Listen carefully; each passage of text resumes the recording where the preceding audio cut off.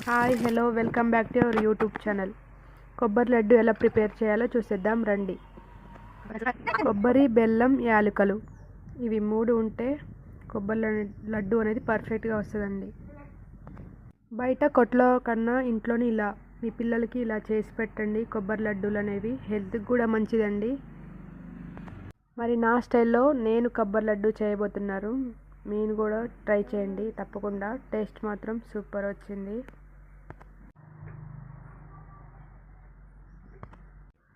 కళాయిలోకి బెల్లం పాకంని రెడీ చేసుకోవాలి. First of all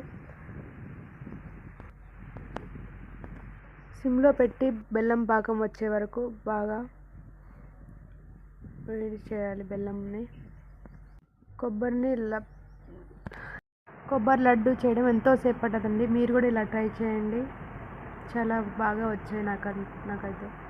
కొబ్బరి లడ్డు అనడం కన్నా కొబ్బరి లోజ్ అనడం కొబ్బరిలో టేస్ట్ వచ్చేయండి ఇవి. Thank you for watching. నా వీడియో కనుక మీకు నచ్చినట్టయితే ఒక లైక్, షేర్, సబ్స్క్రైబ్ చేయడం మర్చిపోకండి. Thank you.